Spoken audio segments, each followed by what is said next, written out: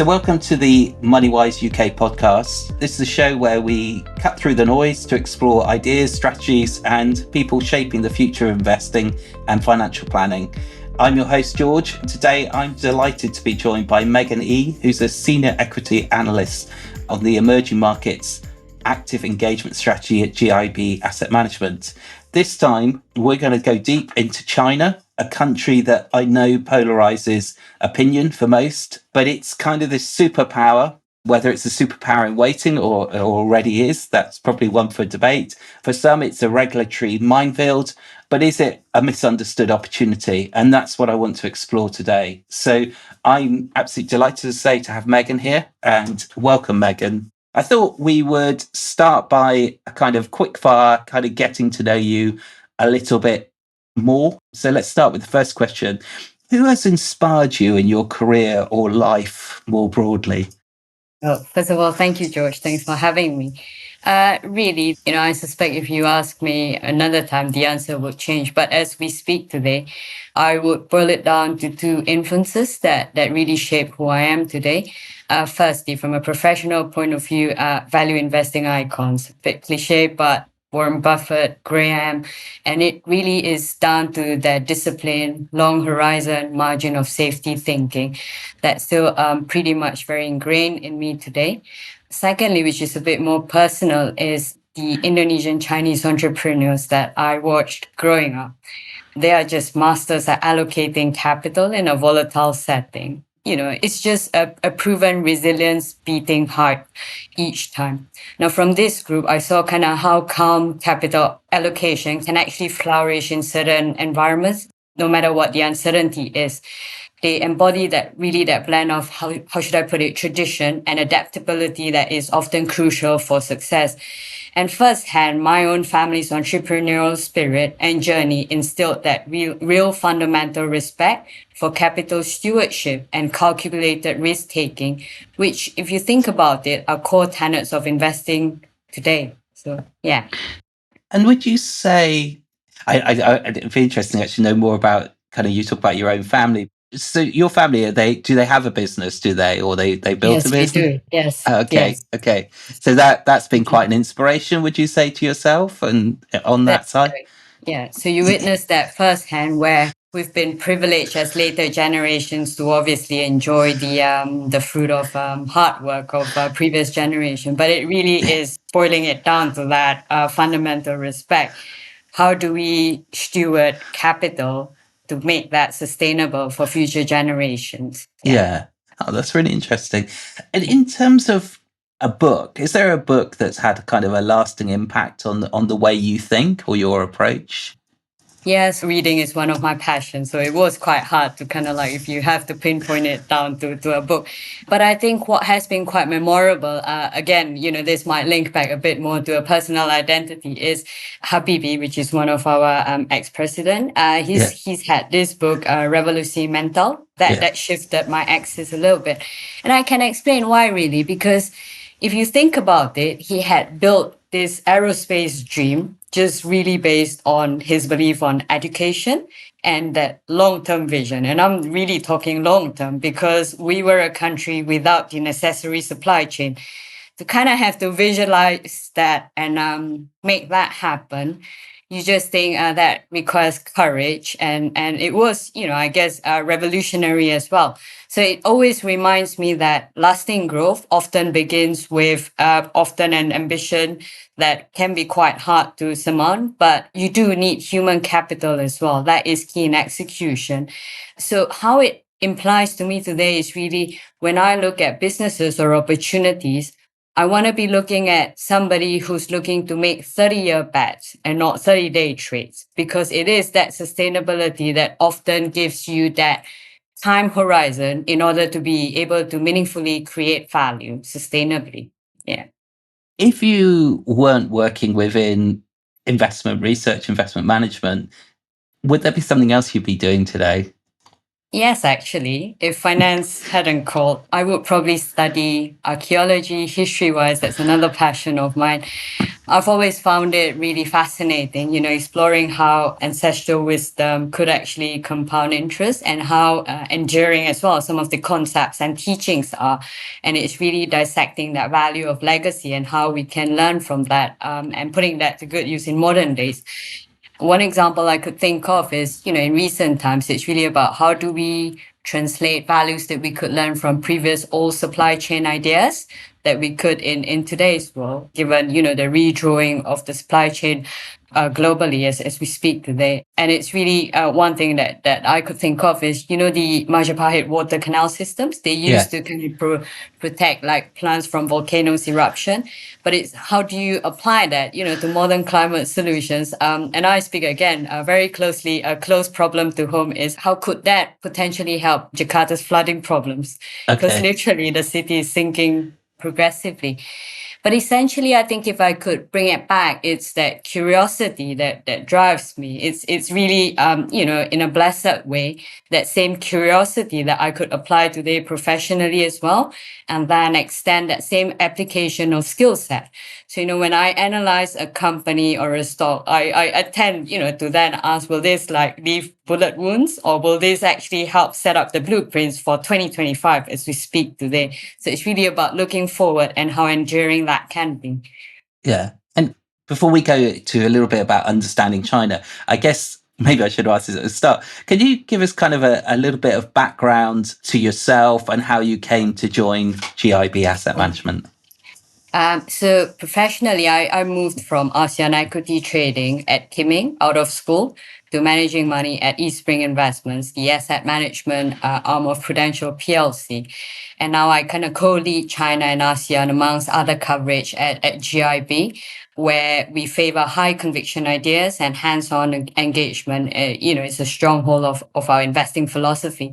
What really drew me to GIB was really the team's really high conviction led, benchmark agnostic approach, and one that, obviously aligned with my belief that this is where active management should be. And in terms of long-term compounding value as well. Yeah. Yeah.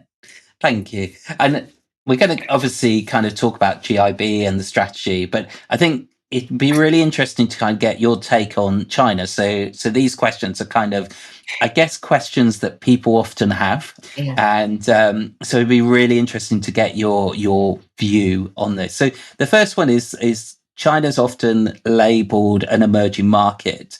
And I guess my question is that really fair when it's likely to become the world's largest economy? Yeah. You're right. We get this a lot. Well, I have to face a lot of that.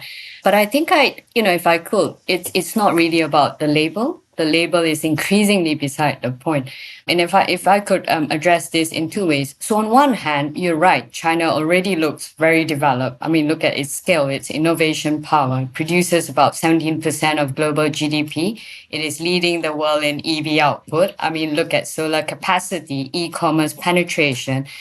And, arguably, even down to per capita GDP, it has pushed past, I guess, US 12,000 or more than that in 2024. It is edging towards that, what we would typically, or what the World Bank high income threshold. And also, if you think about it, roughly 25% of all global unicorns are Chinese, which is second only to the US. But having said that, if you were to take another step and look at it from another angle, there is persistent structural inefficiencies. Now that capital market frictions is still there. There is uneven disclosure and pockets of state influence. All these still warrant a high risk premium. And that combination actually makes China a hybrid, because it's becoming bigger than most developed markets in influence, but yet it is still pricing in a very emerging market discount. So I think if you think about it, for investors, the classification debate is more academic. Whether you file it under EM or DM, the truth is China on its own as a market is just too large, too interconnected, and just too innovative. How can you leave that out of a globally diversified portfolio? I mean, especially in an emerging market one, where it can represent at least a quarter of more of the whole overall market and an even larger share of incremental like growth. So I think the real task, if I could, is not about the labeling, but it's really trying to capture that opportunity thoughtfully while managing that well-known policy and governance risk that obviously surrounds the market. And that's really interesting. And I think it comes quite nicely onto this second question is that I guess there's this kind of skepticism, certainly within the Western press. I remember somebody saying to me is that you've got to be careful what you read in the West and kind of dig beneath it. But there's a kind of skepticism over the economic data. And can we really trust? I mean, I've talked the GDP figures, but I guess it's anything is can we actually trust the figures, which kind of touches a little bit about your comment about structural inefficiencies. Like, Yeah. So, as per any other market, arguably, I guess official statistics are only one piece of the puzzle, and often it is, isn't it? So there are, there's always going to be noise. So the way we look at it is we triangulate that with alternative data that we have access to. So, for example, you could look at easily satellite track freight volumes, or say port throughput data in Shenzhen or Ningbo. And these data points often correlate a lot more closely with real activity on the ground than the mere official headline GDP prints that you see. And I think the essence here is, as a discerning investor, when these multiple independent measures start to line up, whether it's aligned with official statistics or not, we tend to gain a lot more confidence in the underlying trend that is forming on the ground. And I think that is key to us. And we're always on top of that.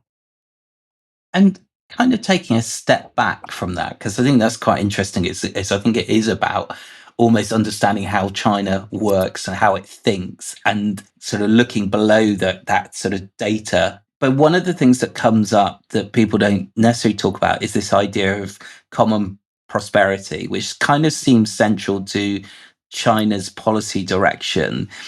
How does that shape the investment landscape? Yeah. So I think the common prosperity theme in China, if we break it down, it's really about what they're trying to do with reducing inequality and rebalancing growth for where policymakers feel that the market should be in the longer term, sustainably as well. So it is a policy pivot, obviously, to more equitable growth as a basis. Now, for investors, what it means is we would need to look at what sectors align with these aim to support social stability. Key themes that would come into mind would be green tech, healthcare, domestic consumption. And in fact, there hasn't been, there has been proof in it as well, because since this announcement of this policy pivot, you find that over 70% of new policy guidance has literally focused on social equity, green development, and rural revitalization. And I think, just backed by these numbers as well, they should start to form a pretty clear signal of where capital allocation should be for investors. But if let's say I'm investing in China, and obviously as a Western investor, there is this kind of feeling that some have been kind of burned by the government's crackdown on sectors like education. And I guess what you see is this kind of negativity is that is China actually interested in attracting Western investors anymore? Do they Yeah. care? So it'd be interesting to kind of get that as well, and I guess in line with what you were talking about with that pivot as well, because that's quite Yeah. interesting. Yeah. Look, the regulatory crackdowns, well, we all know it. They were massively, there's massive coverage, headlines, etc. But again, if you link it back to where they see themselves in the longer term, you find that this control, yes, it is, the degree of control is a lot higher to, relative to what we all are a bit more comfortable with in the other side of the world. But it's really, the aim is towards longer term stability. I wouldn't quite equate that directly to hostility. It's just the playbook has shifted. I am very sure that they are still very much interested in attracting Western investors or all types of investors. I guess what has changed is it wants to do that on its own terms, if Yeah. that makes sense. Because if you think about it, we do see more promising data points as well. I mean, despite the regulatory turbulence that we are all aware of, you find that you still see foreign direct investment going into China's manufacturing sector rising, and that's in 2024, I think that figure is probably about 6.5%. So again, the key here perhaps is if we understand where the policy direction is, you don't just react to headlines, which can be difficult at times. It's really about understanding where the alignment is with national priorities, which they have been very clear of, is innovation, sustainability, and social equity. Now, I guess it would be good for investors or the market at large who understand this policy rhythm and not just the headlines. I think these are still strong pockets of potential returns opportunities. Yeah. Mm. And I think that that's the interesting thing, isn't it? Is that it goes back to how we think is, or how, I guess, in a Western mind, we look at it, and if we're investing in education and they take that away, it feels like we've had something taken away from us. But actually, if that's better for the people within China, then that's going to be a natural move, isn't it? I guess for them is, and in our head we we don't like that, do we? So I guess that's Yeah. part of the problem. One of the other areas is that we hear this, and it seems constant, is China is about to invade Taiwan. And I remember somebody, and I'm no expert on it, but somebody was sort of saying to me, it's probably unlikely because they know Taiwan's very difficult to invade. But I guess it'd be interesting from your side to say, is this a real risk? Should investors be worried? I guess with what happened with Russia and Ukraine, I guess that's uppermost in people's mind is, should we dismiss it? Or kind of what do you hear on the ground, and what's your feeling around that? Yeah. This is a classic, isn't it? I wouldn't dismiss it. Never say never. I mean, Yeah. history proves us wrong many, many times. If at best, I would say it is a tail risk, but I don't think it's a base case, at least for now. And I can let me try to explain that. And I'm appealing to rationality as well, because I suspect Beijing knows that, Washington knows that as well. Mm. Why? Because if you analyze this from the economic cost of conflict, it is catastrophic for all sides. I mean, we all know Taiwan is the lead. It produces, I guess, top more than 50% of the world's semiconductors. Globally, nobody would progress if that were to happen. And I guess, I wouldn't profess to be, a macro expert, but on the ground, I think again, it is a risk, but not and the base case for everybody, because I think it is quite a lose-lose situation that nobody really wants to engage in.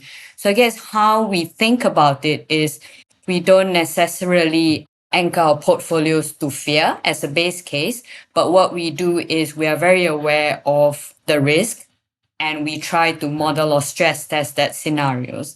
And really, it's just to account for any geopolitical shocks that might happen.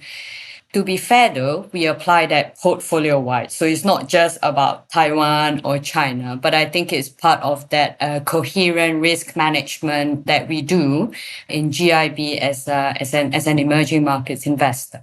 Yeah, and that's really, really interesting. And I think you're absolutely right. Is that you can never say never, but then you kind of have to put that kind of logical, rational approach. And I guess it comes back to common prosperity, and in a way, anything that impacts that, it isn't good for the government, is there? So, and Yeah, and then we've got kind of the US China tensions, and they dominate the headlines. And you've got tariffs, tech yeah, bans. And again, I guess you kind of touched on it anyway, but is it just kind of sort of short term noise, yeah. or do they fundamentally threaten China's long term growth? Both, actually, because I think, we all appreciate how fluid the situation is. You could wake up one day and it's a different story. But how I see it is, tariffs, it's very cyclical, isn't it? Because if we were to speak a few months back, the view might have been a bit, relatively different from, if we speak 6 months later. However, I do think the overall trend of tech decoupling between these two, big nations are structural. So I think what it does mean is, obviously they're both heading into very different direction. You see that culminating, from the effects or impact of the US Chips Act. You see China reacting with their $1.4 trillion digital infrastructure plan. So these are long-term structural moves. You don't allocate capital based on a cyclical trend like that. So I think this is structural. However, this can be an opportunity for investors who adopt the longer term approach. And I think it's really about understanding how this decoupling trend could actually create opportunity when there is a shift in the respective supply chains and the growth drivers of the respective markets rather than dismissing it. And then in the nearer term, cyclical factors would actually be also, noises or bouts of shorter term opportunities as well. So I think the way we should think about it is if you think about focusing on companies with domestic demand drivers and policy tailwinds, specifically to China, you find that these could be eventual winners amidst all these volatility of changes that are happening now, both are cyclical and structural. And I've got one more question, which again I've sort of hinted at throughout this is, do you think that China is misunderstood in the Western media? And should investors take a kind of more nuanced view of what's really happening? Uh, Often I do feel it is misunderstood. And I think largely this is because if you look at media coverage, right, it often swings between extremes, But China at the end of the day is a mosaic. Like it's a lot more nuanced than that. There's innovation, there's reform, there's also that complexity progress that they have been making that actually gets lost in that noise. And they don't actually make headlines. So I'll give you an example. While headlines focus on like tech crackdowns, that seems to be the case for like, I don't know, the last 1 to 2 years, isn't it? And Yeah. geopolitics. But in the same period, you find that China had added more than 1 million relevant STEM graduates in 2023. And that's like more than the US and EU combined. But again, for us, from our point of view, this is where the opportunities could lie, is really understanding where the nuances are, and then being able to do away with the noise or staying out of the noises, and then bridging that sentiment and fundamentals is where that longer term opportunity will arise. Yeah.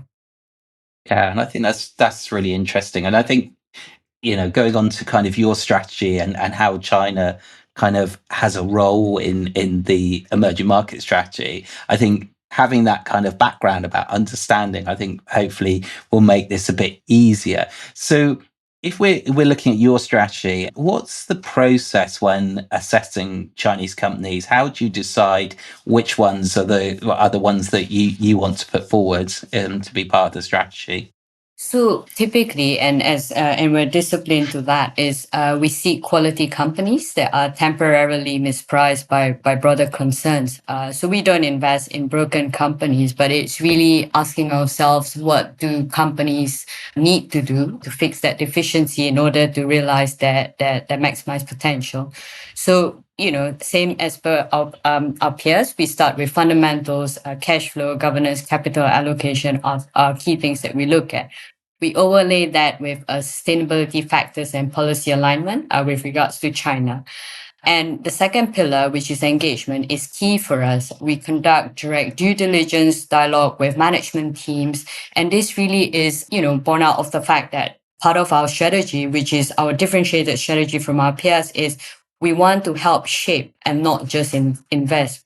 We want to invest in future winners and not current winners. It's really about what drives the maximize and potential returns for investors, which we believe is an aligned, goal for both shareholders and ourselves. So again, you sort of talked about being able to identify kind of areas that the Chinese government are focusing on. And I guess this may answer this question a little bit is how do you mitigate risks from sort of a sudden policy shift? And I've kind of used the example of education stocks, but obviously there's been all sorts of things, hasn't there? So how do you kind of mitigate against that? So this links back to our core strategy, right? If you think about what we believe drives returns, pillar one is, investing in quality businesses that are mispriced. Second part is engagement. And again, and I'll explain in a bit why it matters, because for us, engagement is not a checkbox. It's a strategy. It's an alpha driver as well, and that differentiates us really. So in China, where pretty much we have to be realistic as to what the sudden shifts of macro policy that can be really efficient and extreme. We need to know what we know or what we don't know, and I think that's being clear and disciplined. So in this regard, diversification will help. But at the end of the day, when we look at our core holdings in China, we want to be very comfortable of the fundamental quality of the businesses that we hold. So two ways to think about it is when we're confident of the quality of the businesses we hold, it is then asking the second layer question or the top down question as to how close are we to policy signals? And, on that, we try our best, right? So we track regulatory language closely. It does help that, obviously I'm quite native with the language as well, being able to maintain dialogue with local stakeholders. And it's really just trying to stay ahead of the curve.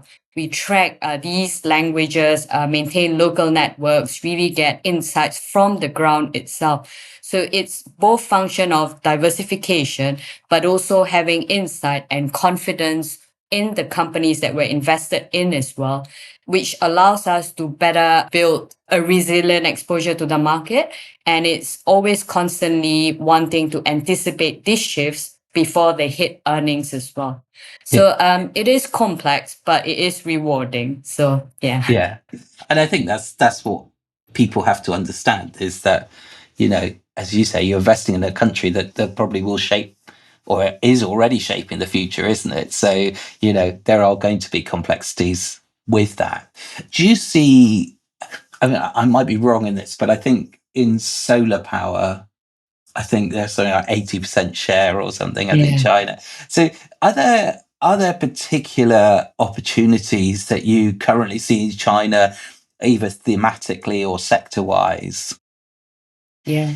So again, in line with where they want to be, innovation, social stability, and domestic consumption, right? Three things, I think, three areas stand out to me. You've touched a bit of that with solar, but overall, it's really the green energy value chain, and it's not just about solar, but it's really, I mean, you look at the infrastructure investment and progress that they've made from grid upgrades to battery materials. They are absolutely committed to that. Secondly, on consumption would be domestic services, and it really is, hinging on that emerging middle class segment of the population as well. So we're looking at travel, leisure, healthcare, with where demographics are going. And lastly is again on a play on that innovation and ambition, obviously to be one of the key players globally in the longer term is on advanced manufacturing. So you do see opportunities in factory automation or robotics, and really is, there is that further secondary domestic import substitution trend that is in play as well. Yeah. And then I guess kind of what would be nice to kind of, in terms of your strategy, what you're thinking about, is there a specific example of a company that you've invested in and how you've engaged with them to kind of influence better outcomes? Right. Yeah. So one of the portfolio holdings company that we have, it is one of the leading online travel agency platform in China. I would maybe, is one of the standout in our China sleeve. and this appeals to the consumption pattern of what's really happening on the ground, especially so after COVID. The company, from the way we look at it, is a bellwether for post-COVID consumer recovery. We all know how draconian things were during COVID times. At the same time, its moat lies in its capability, positioning, and its investment into digital transformation as well. So I think what makes it investable, attractive, the attraction is not just about its scale, but its adaptability as well. So you find that the company pivoted very quickly to AI-driven itinerary planning and sustainability-linked hotel partnerships. And really, this was just driven by its ambition to be world-class, best in class. So this was pretty much in line with our engagement program with them, where we focused on capital allocation strategy, given the higher generation of free cash flow that they were getting with the recovery since COVID. But also it's about improving their sustainability standing, which includes disclosures, which were gaps that we had identified back then. This was particularly apparent when we compare them to global best-in-class peers, carbon footprint, certain labor practices in its supply chain. There was that gap, not so much in terms of they hadn't looked at it, but at least from the point of view of disclosures. What had happened was, as a result of the engagement, they had since published its first Scope 3 emissions last quarter. It was a milestone for transparency because you don't usually get that in a Chinese tech sector. And then they've also, in 2024, the domestic travel usage had surpassed pre-pandemic levels. They had further strengthen their positioning as the leader of the market as well. So I guess arguably it is a clear example of how we kind of combine this financial conviction with active stewardship that could give us a win-win situation in terms of where we want to be in China. Yeah. Thank you. I know that really does help to kind of see what you're thinking and how you bring it together. This section is what I kind of call final reflections. And I've got 3 questions. So, do you personally believe in sustainability as a core investment principle? And what does it mean to you? Absolutely, because to me, well, you got a sense of a bit of my background. It's really about Yeah. sustainability. It's not just ethical to me, it's material. And really, if you think about it, sustainability, it's not just about window dressing of environmental or social factors, but it really is a signal of a longer term thinking. And I guess in line with investment, longer term thinking is where, outperformance or alpha lives as well. If I could bring it back to life, is it's also a form of risk management. And, it is quite heartening to know that there was this 2023 MSCI study that showed that, ESG leaders or sustainability leaders in emerging markets actually they outperform laggards, by about 2% annually over the past decade. And I guess it just goes to show that it goes hand in hand. So, yeah, I think it is material. Yeah.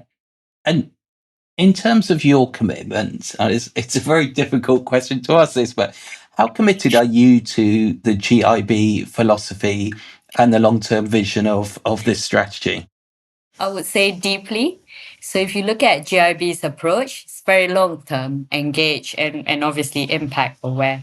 So it doesn't really just align with my values, right? But it's well placed actually. So, what's nice is we're not chasing quarterly beats. We're building a strategy that literally can compound sustainably over cycles. So, it is always nice that belief that actually capital can be a force for good. It's not just a tagline, but it's embedded in really how we invest, engage, and measure success. So it's a rather nice position to be in because it's all well placed. Yeah, and I think you're right. It's kind of listening to what you said earlier and then kind of putting that across. I can kind of see that come through. And I guess my final question to you, again, none of these are easy. I said, why should investors consider China over the next 10 years? And I guess I'm thinking is that for a lot of people, they've only seen the period from 2009 onwards. And in terms of investing, it's all about the US. So I guess that's kind of, yeah, it'd be interesting for you to kind of give a pitch as to why investors should consider China. Yeah. I mean, as we speak, market is mispricing scale, structure, and staying power. So along that same brand, China is mispriced. It is still the second largest economy. Yet, I mean, if you look at where the Chinese equities are trading today, it is a bit better today, but still 12 times forward earnings. That's half to the S&P, and they're yielding 3%, which is attractive. IMF still sees about 4.6% real growth in 2025. If you take a step back, that's adding Spain every 2 years. So you have 400 million households that are coming on board to reach the upper middle income by 2030. That is going to fuel that next consumption growth domestically.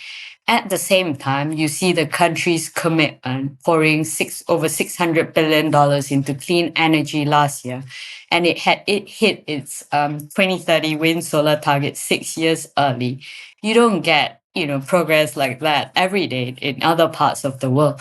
So yeah, I would say policy and geopolitics are messy. But then, maybe that's the entry ticket to a secular growth story at a cyclical multiple that, as we speak today. So to put that, all together at GIB where we are, we believe when we buy where fundamentals are strong, valuations compressed, and upside asymmetric, we are well placed. And in that regard, China checks all three boxes. So that should be the attraction of China. Yeah. Oh, thank you. I just want to say thank you, for being part of this. And because I always scribble down stuff. And I think the one thing that kind of stuck in my head amongst everything I've written here is curiosity. And I think that kind of sums it up, isn't it? It's that kind of being curious, being open, and digging a little bit deeper. So I've really enjoyed today. And I do think that you've really helped to unpack kind of quite a complex and probably controversial market. And you've done that with kind of clarity I'm just really, really grateful. So thank you very much. Anyone listening to this, I'll put details of the book that was mentioned. And obviously the idea here is to kind of spark that new thinking. I will also put a link to GIB's website. Please follow, share, leave a review. Until next time, please stay wise, stay curious, and thank you again, Megan, for your time. Thank you, Joe. It's my pleasure. Thank you so much.